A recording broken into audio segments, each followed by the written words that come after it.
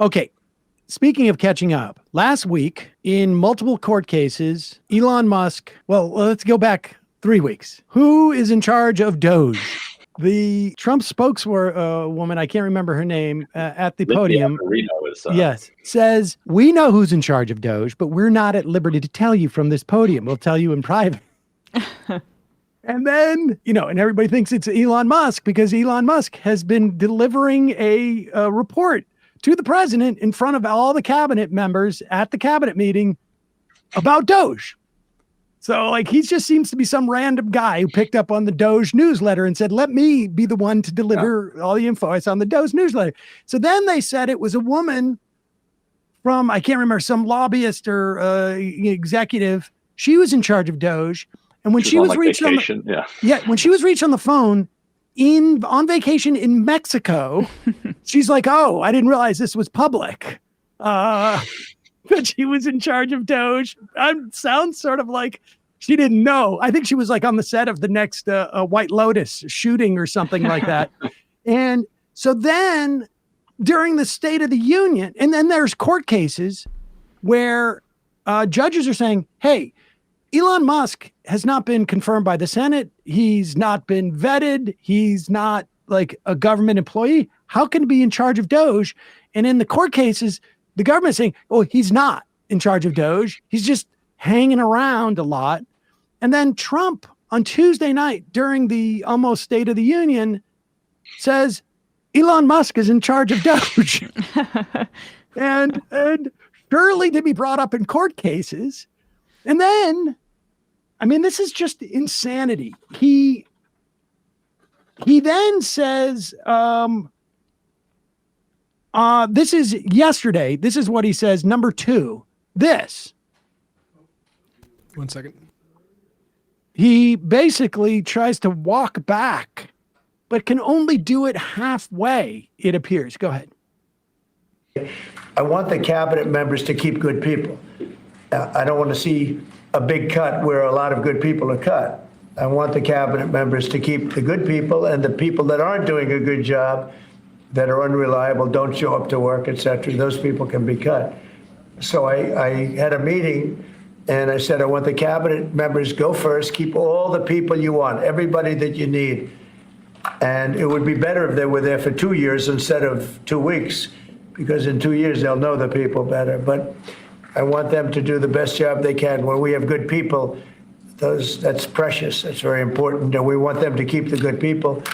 And so we're going to be watching them, and Elon and the group are going to be watching them. And if they can cut, it's better. And if they don't cut, then Elon will do the cutting. Okay, so now it sounds again like Elon is in charge of DOGE. It also sounds like there's pushback. I have to say, I think the smartest thing I've ever heard Donald Trump say is probably better if you assess the quality of the work of these people over the course of 2 years as opposed to 2 weeks. Because that's a hard time to sort of judge whether they're doing a good job if you're just new on the job in the first place and you don't even know what they're doing. Let's talk about what this story that's just broke today by Maggie Haberman.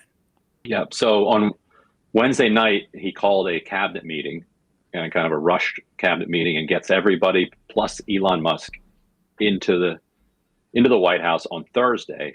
And John Swan and Haberman have details from the cabinet meeting after the cameras and the photographers left.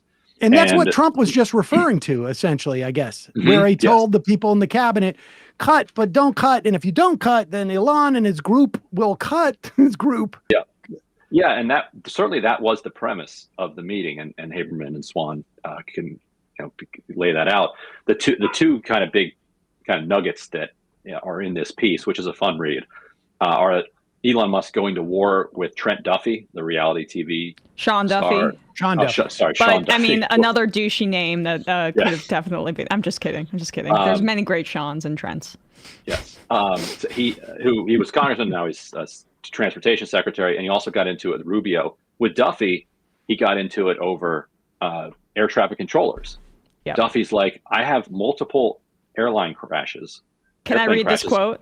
Yeah, Can I read this quote? Yeah. Just moments before the blowup with Mr. Rubio, Mr. Musk and the Transportation Secretary, Sean Duffy, went back and forth about the state of the Federal Aviation Administration's equipment for tracking airplanes and what kind of fixes needed. Howard Lutnick, the Commerce Secretary, jumped in to support Musk. By the way, Lutnick has a bunch of investments in commercial space satellites that is very relevant here. Mr. Duffy said the young staff of DOGE were trying to lay off air traffic controllers. What am I supposed to do? Mr. Duffy said. I have multiple plane crashes to deal with now, and your people want me to fire air traffic controllers? Mr. Musk told Mr. Duffy that his assertion was a lie. Mr. Duffy insisted it was not. He had heard it from them directly. Mr. Musk, asking who was fired, said, give me their names, tell me their names, whatever. But they go on, essentially. But it's basically a pushback and Duffy, over... Duffy says, I can't give you a name because I stopped them from being fired. Right, yeah. right. Yeah. And so this was, but we also saw reporting that Musk was trying to put SpaceX people in place here. So he's being disingenuous, even in private, apparently, to Duffy. And then he really ripped into Rubio, and Rubio gave it to him back, because Rubio was like, apparently, according to the article, pissed off about everybody at USAID getting fired, and there's an agency that's supposed to be under him, and he should have some direction over it. Marco. Musk told him, all you are is good on TV. Sounded like it got really personal. They said that Trump was just sitting back like this, just watched them go at it for a long time, and then finally Trump comes in. I'm like Lincoln. I like to have a cabinet of rivals. That's right. And at the end, then Trump says Marco's doing a good job. He's on TV a lot. He's traveling a lot. He's got a lot going on. Cut him some slack. And then Trump did tell the cabinet, which we'll see, I'm sure, in legal filings going forward, that firings are up to the cabinet, not up to Elon. Who's Elon anyway, since he's not in charge of DOGE? But didn't he just say in that clip we just saw, but if you don't do it, then Elon will come in and do it. Yeah. So he's the backup. So that'll now. also be in the counterfiling. Yeah. Did Trump has he just lost his mind? Is that the explanation that we have here? I mean, we're trying to make sense of all this. He also might just love the chaos and the attention and the drama. Like, he's a drama queen. He always has been. I just don't see why he would care.